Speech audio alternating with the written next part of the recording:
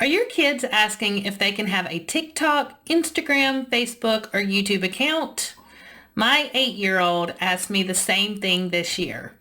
And this left my husband and I trying to figure out, what does social media look like for our daughter?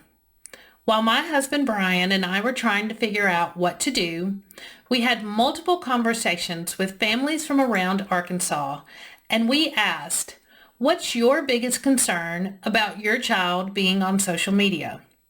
Stay tuned to find out what they said and what the experts say we can do in each of the situations we discuss. Hi, I'm Rachel Schell, a mom, business owner, professional speaker, and consultant. For the past couple of years, social media has been a necessary tool for my job and my business, and then my daughter turned 8. And now she wants to be on TikTok and have an Instagram account, which has me looking at social media in a completely different way. In this video, I've taken all of the conversations I had with parents from around Arkansas about their child being on social media. I've narrowed our concerns into 5 main categories. So let's take a look at what parents said and also what experts tell us we can do to avoid these problems or what to do if we find ourselves in these situations. Concern number 1. How do I know if my child is ready for a social media account? I thought this was a great place to start. Most social media sites require that the account holder is 13. However, they will allow children to participate with a parent or guardian as young as 8. Each site has different guidelines, so check with the social media site to find out the minimum age requirements. Regardless of what the guidelines may say, there are multiple factors to consider when allowing your child to be on social media. Family Zone writes, it goes beyond just age. The real issue is not a child's chronological age, but their maturity level. That's something virtually every expert in the field agrees on. So when it comes to determining if your child should be on social media or not, the deciding factor is you. If you decide to allow your child to have a social media account, there are a variety of ways you can go. You can allow your child to use your social media account, and you can both have the same account and use it together. You can open an account for your child, and you both have access to that account. Or, if they are old enough, according to the social media platform rules and guidelines, you can allow your child to have his or her own account.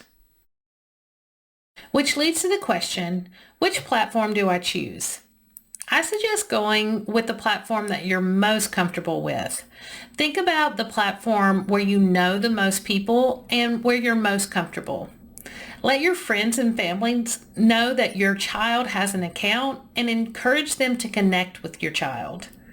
The more people you trust that are connected can help you provide an experience that is positive and safe.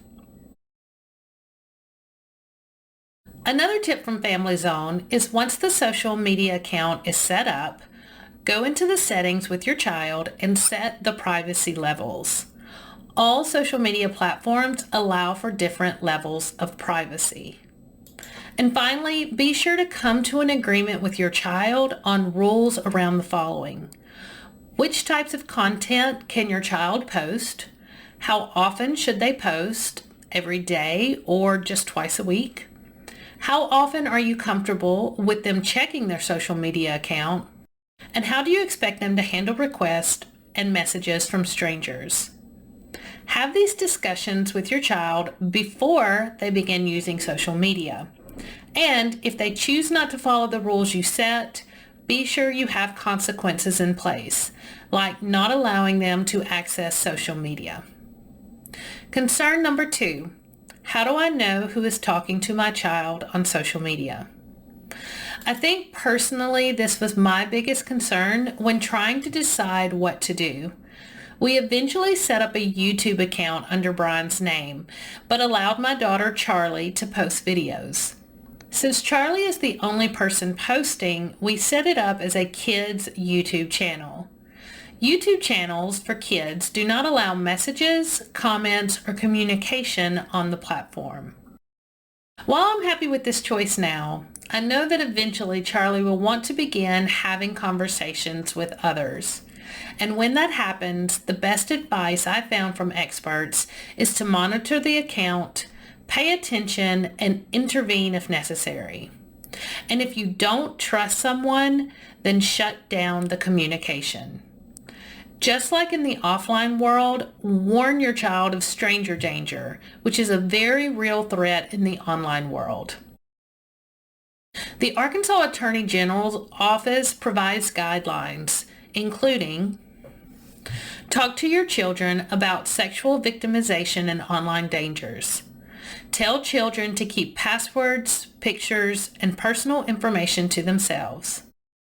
Never arrange a face-to-face meeting with someone they first met online, and do not respond to messages that are inappropriate or uncomfortable. Never assume that what is told online is the truth. Encourage your children to always tell an adult if they ever encounter a problem online. Concern number 3. What is my child sharing on social media? So this is one of the most interesting conversations I had with a parent, and it started with, you won't believe with what my kid is saying on social media. So sometimes our kids say some of the funniest things, especially when they are given a platform.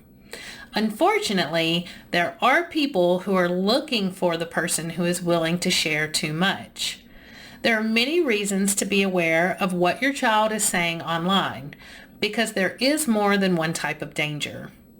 There are people who are trying to gather as much information from social media users so that they can hack into your accounts and commit fraud. Many times these people will pretend to be children around the same age as your child. While the conversation between the stranger and your child may seem innocent enough, the information they are gathering can be used to guess passwords, birthdays, and other personal information. Other reasons someone might be trying to collect information about your child is for no other reason than to cyberbully. Fortunately, this concern can be easily avoided by preparing children before they begin posting and talking to others on social media.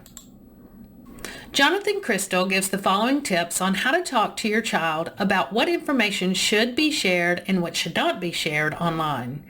He says, be genuine. When in doubt, leave it out. Review and remove unwanted posts. Audit yourself. And then parents can set up Google Alerts so that you can know what your child is saying. And remember, remind your kids, once it's out there, it's out there. Although you may warn your children, it may require more than just talking to your child. Monitor your children's accounts so that you can see what they are saying and sharing online. Work with your child to remove posts that can cause problems for them now or in the future. Concern number 4. What if my child finds himself in a bad or dangerous situation? Like I mentioned in the beginning, the idea for this video came from the discussions that Brian and I had with real parents from around the state. Every parent mentioned worrying about finding their child in a bad, scary, or dangerous situation. So many scenarios run through our head, including our child is being cyberbullied, our child's being asked to keep secrets, are they seeing inappropriate information, are they being peer pressured into doing things they normally would not, or are they being shown or told things that we may find disturbing. First and foremost, have an open line of communication with your child so that he or she knows that they can come to you if something happens. I know that I sound like a broken record, but monitor your child's social media account. The best advice comes from this game plan. Tell your child, never share personal information with a stranger or make a profile public without parental consent. Protect your child's personal information, including their full name, physical address, email address, phone number, school name, current location, clues to future locations where they may be, passwords, and photos. Concern number 5. What do I do if I don't think something is right? Our final concern is when you just don't feel that something is right. If you notice your child is acting differently, then trust your instinct that maybe something isn't right. As the parent, you can always step in at any time. You can intervene in any social media discussion. You can also redefine the terms of the agreements you made if you see a problem. And if that doesn't seem to help, you can always deactivate or delete the social media account. If you think your child is in danger or is being exploited in any way, the FBI says to report any inappropriate contact between an adult and your child to law enforcement immediately. Notify the site that they were using too. If you think your child is in danger, do not hesitate to contact your local law enforcement agency to report inappropriate contact. I hope this video is either giving you peace of mind or helping you put a plan in place if you are thinking of allowing your child to be on social media. The resources I've shared in this video are available on the DESE SMACtalk campaign page. Be sure to check out their website to access additional information and guidance when it comes to talking to your children about social media use. Thank you so much for joining me. Look for my next video coming out in 2022, where we will look at the positive effects of social media and how it can be used to help our children learn and grow. In the meantime, I would love to hear from you. Do your children have social media accounts? What are some of your concerns about your kids being on social media? Let me know by going to Facebook or Twitter and posting your answer from your account. Be sure to include hashtag SMACtalkAR so we can continue this conversation. Talk to you soon.